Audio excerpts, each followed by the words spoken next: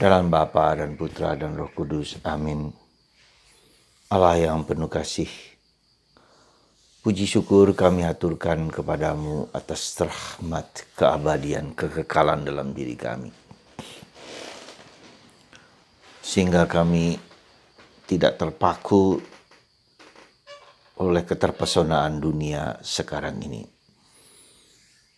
Tidak terikat dengan apa yang kami alami, kami miliki, kami lihat. Tapi kami mencari keabadian, kekekalan, hidup abadi yang telah ditawarkan oleh Yesus dalam diri kami. Demi Kristus Tuhan dan pengantara kami. Amin. Saudaraku terkasih dalam Kristus, sungguh sebetulnya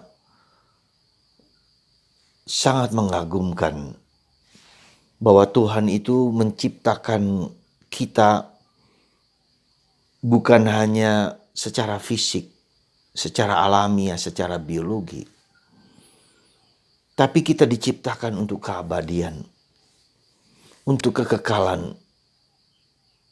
Dalam hati kita, dalam hidup kita ada dorongan untuk mencari apa yang abadi, apa yang kekal, dan bagaimana sampai kepada kekekalan itu. Dan itu merupakan sesuatu yang Tuhan tanam dalam hati, pikiran, dan raga kita. Kita tidak hanya dikuburkan dan mati, tapi lebih daripada itu, kita mengalami kebahagiaan janji yang Tuhan berikan kepada kita, kebahagiaan kekal, kedamaian kekal. Dan untuk melukiskan situasi seperti itu, maka Yesus dikirim, Yesus yang adalah bagian dari Bapa, yang bagian dari Allah, diberikan kepada kita. Tuhan tidak hanya memberikan rahmat, anugerah-anugerah, karunia-karunia, tetapi lebih daripada itu, karunia yang Ia berikan yang terbesar adalah Putranya dan Roh Kudus.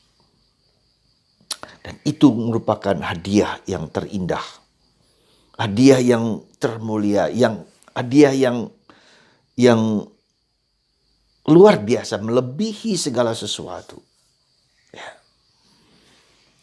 Dan itu dilukiskan oleh bacaan pertama hari ini, Petrus, bahwa surga yang kita berikan, kekekalan yang kita berikan itu bersifat abadi, ya, bersifat tak layu, tak fana, tak binasa, tak hancur, tapi mulia. Ya.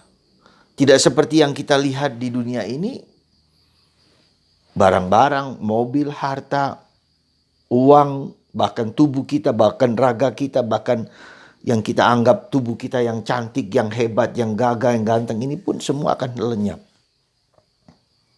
Nothing yang tinggal, tak ada yang tinggal. Ketika orang mati, segalanya habis. Ya, gambaran hidup itu juga habis. Dan itu yang ditawarkan, warisan yang ditawarkan oleh Allah kepada kita, Santo Petrus mengatakan. Nah, untuk sampai kepada keabadian itu dibutuhkan satu hal yang lebih daripada emas, lebih daripada mutiara, lebih daripada barang-barang batu-batu bernilai sebesar apapun, ya.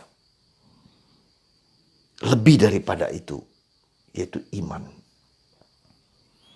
Iman itulah yang membuat kita mendapatkan kekekalan, keabadian.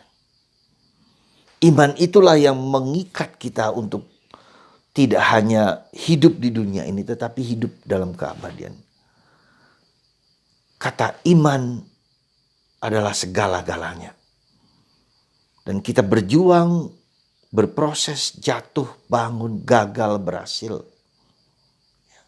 untuk memiliki iman yang teguh bahwa Allah tak pernah meninggalkan kita. Terutama bila kita setia kepadanya. Terutama bahwa kita mempersembahkan diri kita kepadanya. Terutama bahwa kita mencari Dia, berusaha mencari Dia. Bukan hanya bahwa Tuhan memberikan sesuatu kepada kita, tetapi kita sendiri yang harus mencari, berjuang, bergulat. Itulah saudaraku terkasih, semoga bacaan hari ini sekali lagi mengajak kita untuk mencari keabadian, kekekalan itu. Dan bahkan kalau ketika kita mengalami penderitaan, mengalami salib, mengalami kesulitan, mengalami katakanlah problem kehidupan yang tidak mudah, ya, yang kita hadapi, yang dengan kompleksitas masalah yang kita hadapi, kita tetap tekun, sabar, kuat, tabah, dan pasrah, berharap terus-menerus bahwa Tuhan tak akan meninggalkan Anda, saya, dan kita semua. Dan itulah janji Tuhan atas sabda Yesus kepada kita. Siapa yang mengatakan itu? Yesus sendiri mengatakan itu kepada kita. Janji itu, kekekalan itu. Semoga Anda dan saya tidak pernah dan tidak boleh putus asa. Seberat problem, berat apapun yang sedang Anda hadapi sekarang ini. Saya percaya Anda, saya, dan kita semua bersujud kepada Tuhan, menyembah kepada Tuhan, sesakit-sakit penderitaan badan kita, seberat-berat problem yang kita hadapi. Tuhan tetap setia. Tuhan tetap menjunjung kita, mengajak kita untuk bertahan.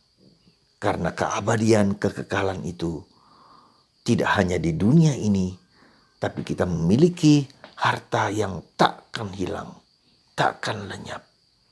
Kemarin dalam bacaan kedua, Santo Paulus mengatakan, ketika kita bertahan, maka segala jerih payah kita itu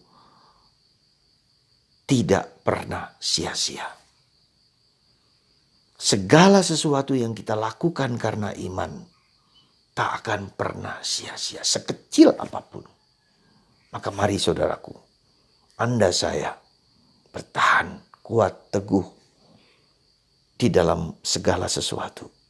Dan kita persembahkan segalanya kepada Tuhan yang menjanjikan kekekalan itu, seperti seorang yang mencari datang kepada Yesus.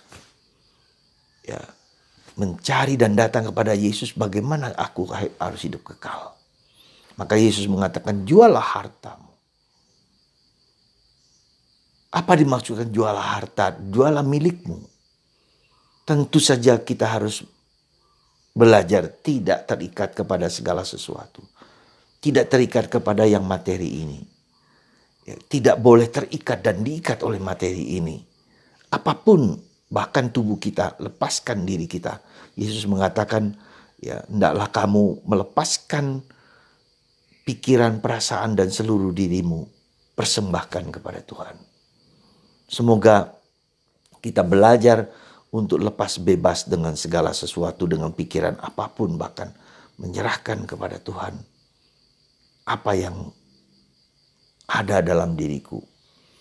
Bahkan mempersembahkan segala sesuatu kepada Tuhan. Semoga Anda, saya, dan kita semua tidak terikat dan tidak terpikat. Kita ikuti Yesus yang dengan total menyerahkan hidupnya, nyawanya demi kita untuk Allah. Semoga pengorbanan Anda dan saya tidak akan berakhir, tidak akan percuma bila kita persembahkan dengan ikhlas. Tuhan memberkati Anda semua.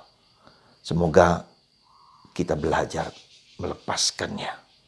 Tuhan memberkati Anda semua. Dan Bapa, Putra, dan Roh Kudus. Amin.